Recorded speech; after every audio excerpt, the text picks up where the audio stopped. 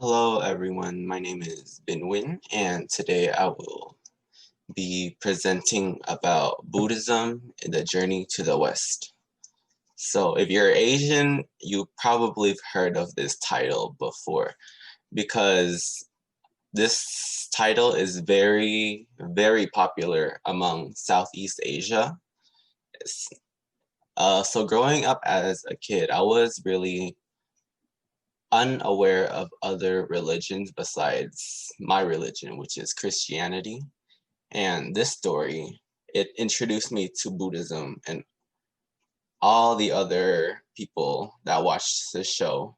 We've all learned something about the religion and we can apply it to our everyday lives from this novel. This title is a Chinese novel written by Wu Cheng'en back in the 1600s. The story is very popular and has been adapted into several movies, comic books, and especially television series. The first time I've ever heard of this title is actually about when I was around around 5, 6 years old. My family, we were very into watching historical Chinese dramas. And this was one of the first shows I was introduced to actually. And the version I watched was The Journey to the West, 1996, I believe, starring Dicky Chung.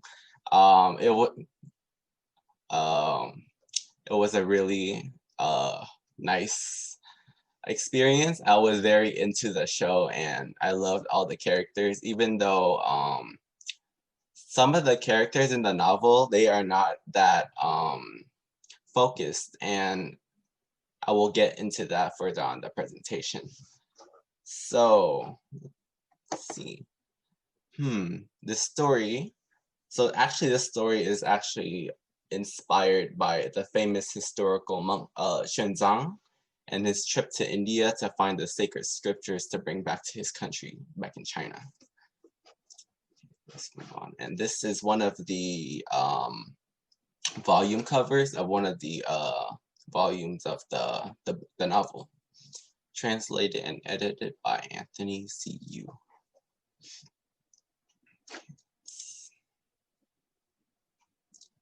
Introduction.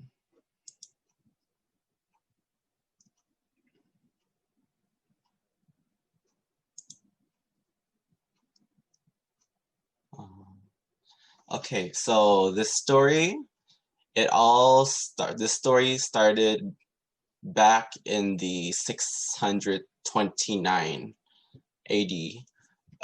It began in the Tang Dynasty of China, actually. So our protagonist is a monk, Suenzong, but in this novel, he is known as Tang Senzong, right here. It's the guy in the middle. And so basically, Sanzang, he is in this story, he is a reincarnation of one of Buddha's disciples. He was called the Golden Cicada, and he was basically raised.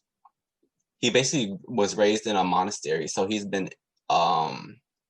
very in very he knows the religion very well. Buddhism, he devoted his whole life to studying and practicing this religion, and he also preaches it to everyone in the novel later on. So it started with him, and he left the imperial city of Chang'an in pursuit of a Buddhist scripture called the Tripitaka. Yes, for the Emperor Taizong at the time. And during his journey, he was accompanied by 3 of his disciples. His first disciple is a monkey. His name is Sun Wukong. His second disciple is a pig. His name is Jubajia, also known as Pigzi. And his third disciple is Shaseng.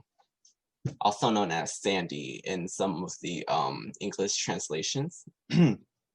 So on the journey to India, they've actually encountered many life and death situations and also a lot of demons and other obstacles that would try to stop them from continuing their journey, especially demons like so as I said earlier, Sanzang, he is actually a reincarnation of Buddhist disciples. So the demons, they all believe that his flesh would be like the key to immortality. Like if they eat him, they would have everlasting power and they will live on forever and ever. And his disciples, they were all he is also assisted by another person. It's called his mount. He rides like a white horse in the novel and the TV drama, and he's called the White Dragon Horse, but he's not really a major character in the show.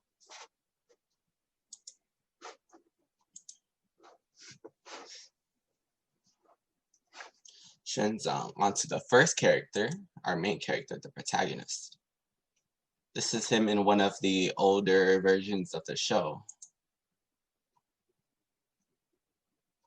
And this is him in one of the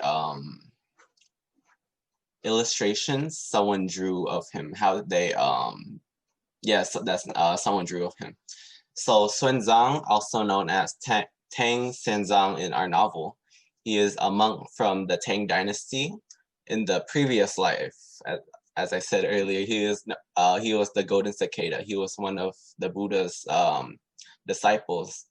But so basically in his past life, in one of the Buddha's lecture, he fell asleep during the Buddha's sermon, and that basically that shows a sign of disrespect to the Buddha himself. So he was punished to enter samsara and into the human realm as the protagonist we know right now, Tang Senzong. So when he was born to a minister's family, but his father got killed and his mother was in pursuit. So his mother decided the only way to save him is to let him go. So she set him in a basket and set the basket down the river, but miraculously he came out alive. Like they believe that it was Buddha's blessing that he was still alive. And he was picked up by a monk in a monastery nearby.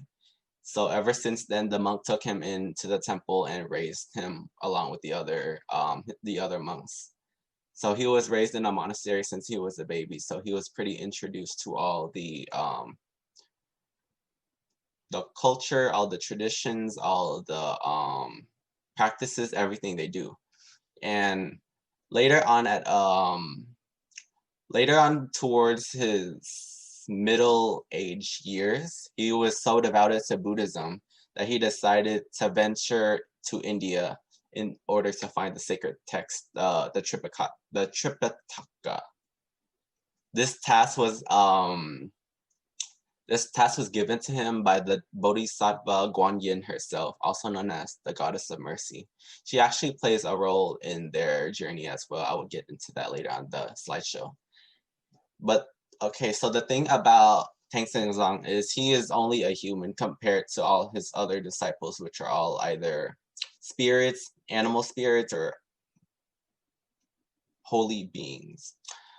So he is actually defenseless. He cannot defend himself in any of the situations. And later on the journey, a lot of monsters would take him hostage and try to like eat him. And so they would kidnap him, and his other disciples would have to go and get him. And out of all of his disciples, he cares for his eldest disciple the most, Sun Wukong, the monkey. Because out of all of his disciples, the monkey, he is actually very reckless and ignorant compared to the other brothers. So he could get himself into a lot of trouble in the future. Moving on to his disciples now. It's 3 disciples. This is the monkey, also known as the Monkey King. the pig, also known as Pigsy in the story, and last but not least, Sandy Shasing. Oh, I apologize.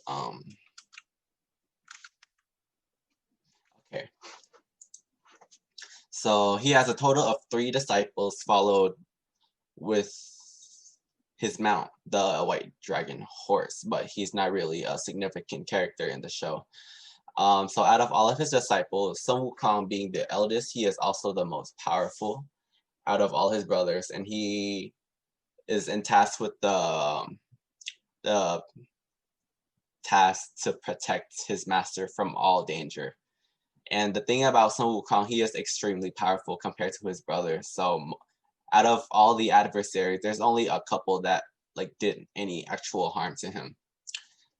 And moving on to the second disciple, Pigsy. Actually, Pigsy and Sandy, they do not play a major role in the story as compared to Sun Wukong. But all of them over time, they all like, after journeying with Suenzong, they all learn very valuable life lessons, and they become more devoted to Buddhism after their master's stories and lessons. Moving on to Sun Wukong, he is actually the most favorite character of the entire show. Everyone, like, he is supposed to be one of the protagonists, but he's like the main face of most of the shows and like the movies, the Monkey King. So the Monkey King, he was born from a magical stone created by the goddess of creation, Nuwa. And he was born on top of Mount Huaguo, and he became a leader of a pack of monkeys after he discovered a cave under a waterfall, and that became like their territory. The Monkey King his character is very arrogant, but he's also very powerful. That's where he gets his arrogance from. He wreaked havoc in all the realms, heaven, hell, human, and as a result, Buddha had to come and seal him inside of a temple.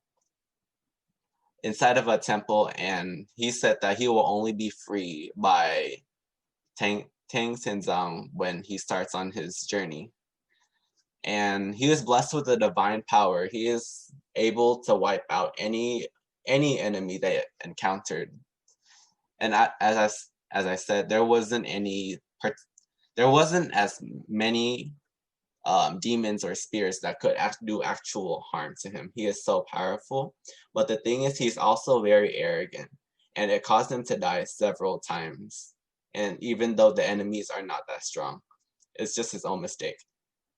Even though he is both arrogant and violent to others, he is extremely respectful, and he loves his master very much. There are many situations where he basically he would risk his own life to save him. And that's like also, he's the character with the most character development in the entire novel. Like, if you compare him to the other disciples, Sun Wukong, he took a lot of lessons, and he like throughout the journey he learned a lot from Tenzang. He actually became more soft and calm and more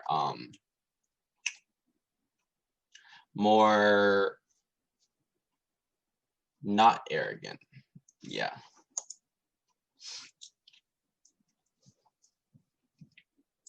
And onto the second disciple, Zhu Bajie, also known as Pigsy. Yeah, as you can see, he has a very grotesque appearance in the novel and the shows. So Zhu Bajie, so in his previous life, he was actually a general in heaven. He was a high-ranking official in heaven, actually, before he became the pig we all know today. The reason why he was sent to Earth was because when he was still an officer in heaven, he was in fact infatuated with the goddess of the moon. And during this one night, he tried to flirt with her, and in a way that kind of like triggered her sense of defense. So she ran away and she told the Jade Emperor, which is the King of Heaven, about him, and basically he got sent down to Earth because of his lust towards the goddess. So unlike Wukong, Pixie isn't actually he's not as strong as Wukong, but also he is very gluttonous, lustful, and cowardly compared to all of his brothers. And this name, Zhu Bajie, Zhu actually means swine or pig in Chinese, and Bajie is a reference to the 8 pillars. It's basically a sign to remind him to stay pure in a way. Onto the third disciple, Sandy, also known as Sha Xing.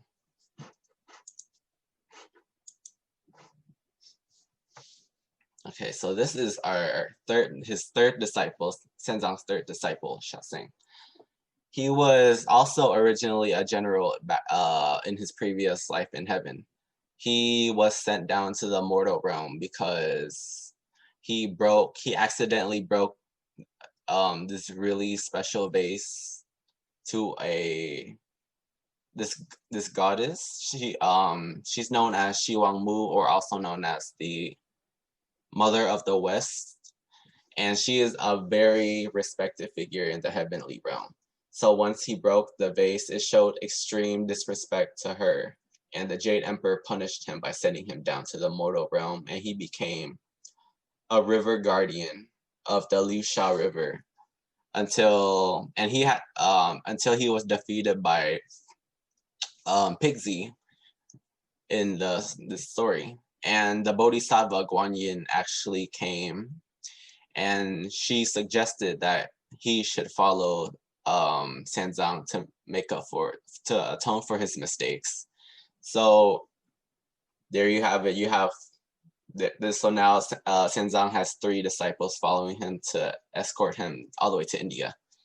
And comparing him to his other brothers, he's actually the weakest out of all the 3. But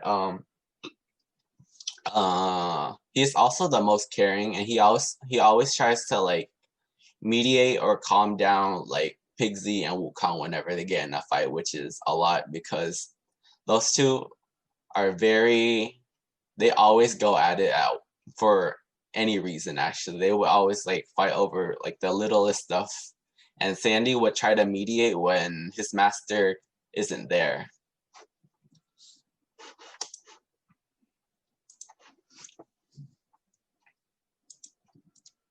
Guanyin, the goddess of mercy. She is a bodhisattva, also known as the goddess of mercy, and she also plays a vital role in the storyline.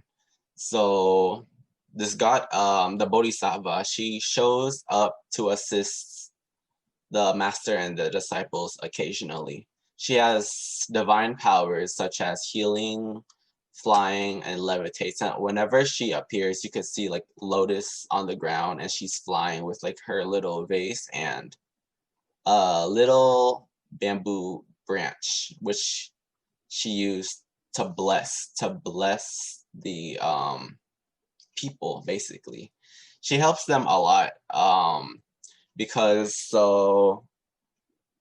first off, she helps Suenzong start his journey to his enlightenment to reach India and retrieve the sacred text.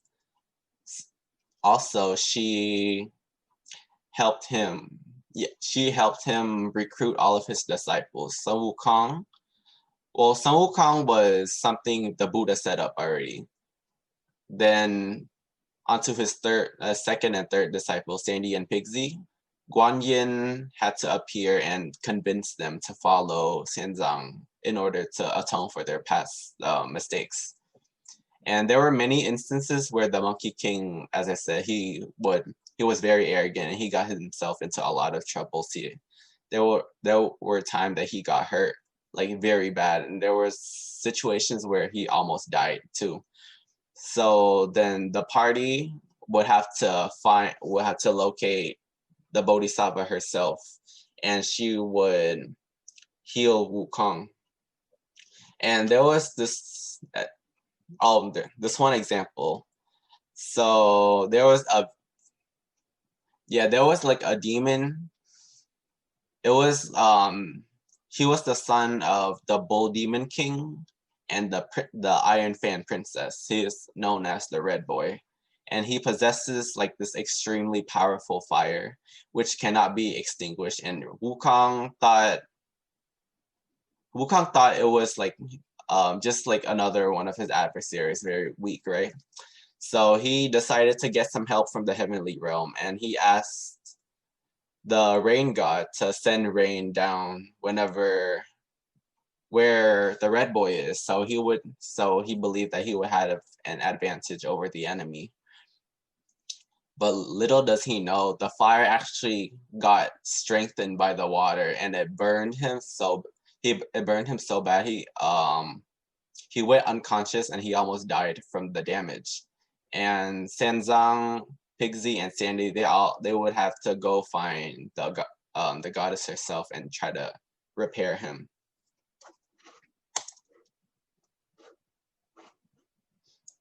Moving on, how Suenzong spread Buddhism. Right, this is an illustration from the novel right here. So as the party continued onward to India, they've come across many villages, many towns, and a lot of like people on the way. And Suenzong, being the renowned monk he is, because he is like one of the emperor's really good friends. So his name as a monk and as the emperor's friend like spread out across the entire country, so everyone knows him. So he was very respected, and whenever he come across towns and villages, like people would recognize him, and a whole bunch of people would gather around him and listen to him spread stories and teachings of Buddha himself. And from that, he would spread like all the stories about Buddha, the religion, and he would spread the good news onto people, basically. And a lot of people listen to him, and they respect him, and they would convert and worship Buddha himself. Even when they encounter monsters, Suenzong, he keeps his cool most of the time. Even when he's on like the verge of death, he is a very calm person. And he would still preach like the teachings of Buddha, such as the 5 moral precepts. There was a lot of situations where he was captured by a demon. He was about to be eaten, and he would tell the demon to put down his blade and turn a new leaf, basically, which means he's basically telling them about the first moral precept, which is do not kill, because he wants them to live like a life without bad karma, so they could free themselves from the cycle of samsara.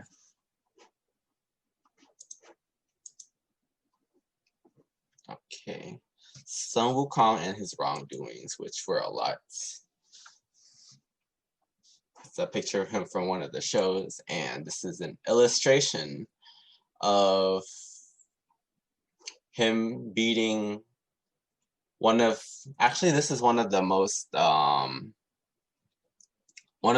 famous chapters or part of the novel, the story of the White Bone Demon by Gu Jing. So when Wukong became Suenzong's disciple, the goddess Guan Yin, he gave Suenzong a magic circlet, as you can see on his head right here.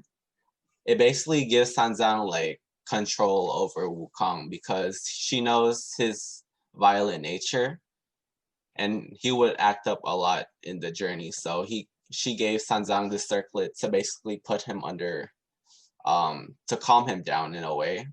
And basically what the circlet does is whenever he disobeys Suenzong and tried to do something against his will, he would the monk would recite like a sutra, and it basically gives him like a really bad headache, to the point that he would have to drop whatever he's doing and just roll with the pain. And it happens a couple of times in the story. And throughout the journey, he has defeated countless of demons that craved his master's flesh, as I said, for immortality. Although he has good intention, his master still tries to tell him to do not kill and harm others, because he sees, even though they're a demon, he sees them as another sentient being, just like himself. And yeah, and there was a story called the story of the white bone demon, as I said. So it was a demon that shapeshifted to being a human many times, actually, and Wukong saw through her disguise, and he striked her down. At first it was a young lady. The second time, the demon came back again, knowing that his master would get really upset about him like killing an innocent human. So she came back again, this time as an old lady. And Wukong saw through it again, and he struck her again down. And his master was very upset at this point, but then again, he still loves his disciple, so he forgives him. However, the third time she came back, the third time she came back, Wukong he disobeyed his master to kill the demon, because he knows that if he lets her live, she would eat him and it would end all of their journey. So he killed him, but this time Suenzong lost his cool. He was very mad and outraged, so he decided to break all ties with Wukong and continue on with his journey. But of course, this is not the end of our pilgrimage, because there's a lot of forgiving and love in the story between the masters and the disciples.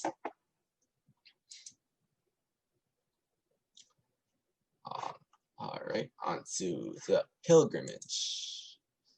This is also an illustration of the novel. This is basically them on their journey to the way to India. As you can see, they're all very happy. Yeah, they're all pretty happy, and they're going very peacefully.